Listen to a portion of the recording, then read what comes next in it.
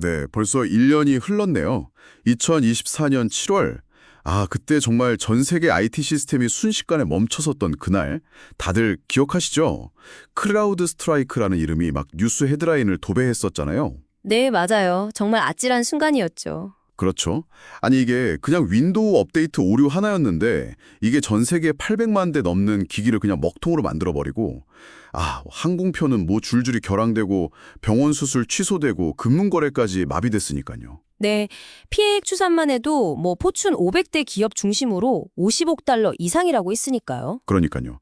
당연히 뭐 기업이나 대중의 불신은 정말 극에 달했었고 주가도 순식간에 15%나 빠졌었고요. 네, 엄청난 충격이었죠. 그래서 오늘은 저희가 받은 크라우드 스트라이크 대정전 이후 1년 성과 분석, 이 자료를 좀 보면서요.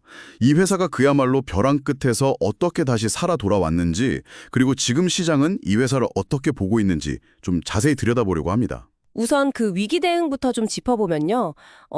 정말 빨랐어요. 크라우드 스트라이크의 움직임이. 네, 그 점은 확실히 인정할 만합니다. 바로 고객 약속 패키지라는 걸 내놨잖아요. 근데 이게 그냥 말로만 하는 약속 이런 게 아니었어요. 맞아요. 실질적인 지원책이었죠. 네, 피해 고객한테 서비스 크레딧 주고 24시간 기술 지원팀 돌리고 재무적, 기술적 지원에 바로 나섰죠. 그리고 동시에 굉장히 투명하게 소통하려는 노력이 돋보였어요. 그렇죠.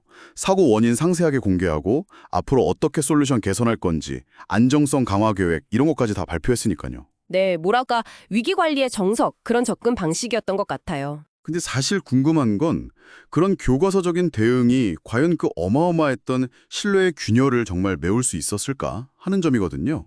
그게 정말 흥미로운 지점인데요.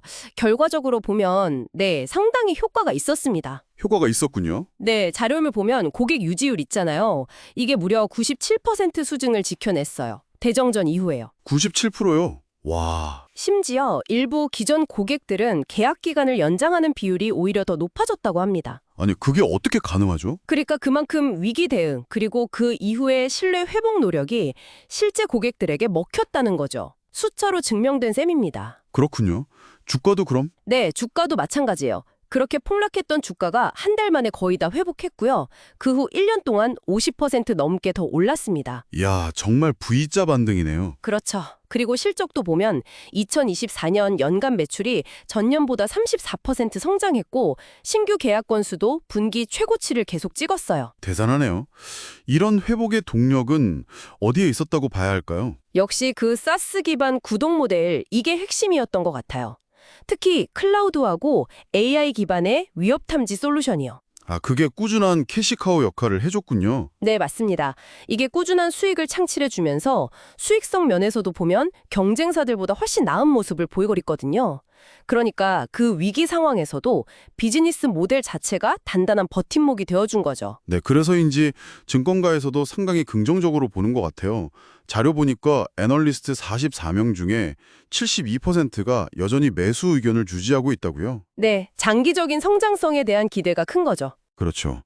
클라우드 전환 추세라던가 AI 기반 보안 수요 증가 같은 걸 생각하면 장기적으로는 더 성장할 거라는 기대감인데 근데 그래도 이런 초대형 사고를 겪은 회사잖아요.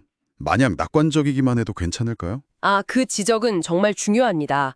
장기적인 그림은 밝아 보일 수 있지만 단기적으로는 분명히 고려해야 할 리스크들이 있어요. 어떤 것들이 있을까요? 일단 당장은 그 고객 보상 비용, 이게 내년 수익성에 좀 부담이 될 수 있다는 우려가 나옵니다.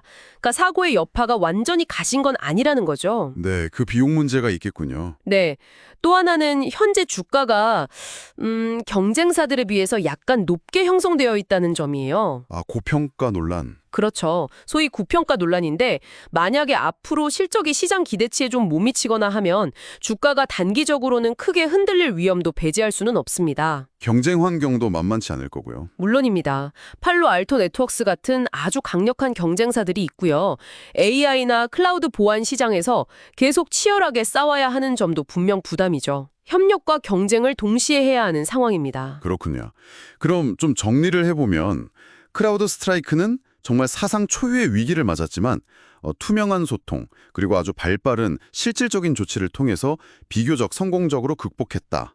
이렇게 볼 수 있겠네요. 네, 그렇게 평가할 수 있습니다. 그 결과 고객 신뢰도 다시 얻고 재무 상태도 빠르게 회복했고요. 확실히 클라우드와 AI 보안 시장에서는 계속 주목해야 할 플레이어임은 분명해 보입니다. 맞습니다. 그래서 이제 투자 관점에서 좀 보면요. 방금 말씀드린 것처럼 단기적인 주가 변동성이라든지 수익성 압박 같은 리스크는 분명히 존재해요. 네. 하기보다는 사이버 보안 산업 자체, 특히 클라우드나 AI 분야의 그 장기적인 성장성을 보고 좀 긴 호흡으로 접근하는 게 더 타당해 보인다는 분석이 많습니다. 장기적인 관점? 네, 이 산업의 성장 잠재력하고 또 동시에 변동성을 함께 이해한다면 왜 분석가들 사이에서 매수나 보유 의견이 여전히 많은지 좀 납득이 되실 겁니다. 변동성을 감내할 필요는 있겠죠? 그렇군요. 오늘 크라우드 스트라이크 이야기를 쭉 따라와 보니까요. 이게 기술 기업 하나의 문제가 정말 우리 사회 전체 시스템을 얼마나 취약하게 만들 수 있는지 다시 한번 좀 생각하게 되는 것 같습니다. 이 분석을 들으시면서 당신은 우리가 점점 더 깊이 의존하게 되는 이 초연결된 디지털 세상에 어쩌면 잘 보이지 않는 그런 위험에 대해서 어떤 점을 새롭게 느끼셨나요? 다음 탐구에서 더 흥미로운 이야기로 다시 찾아뵙겠습니다.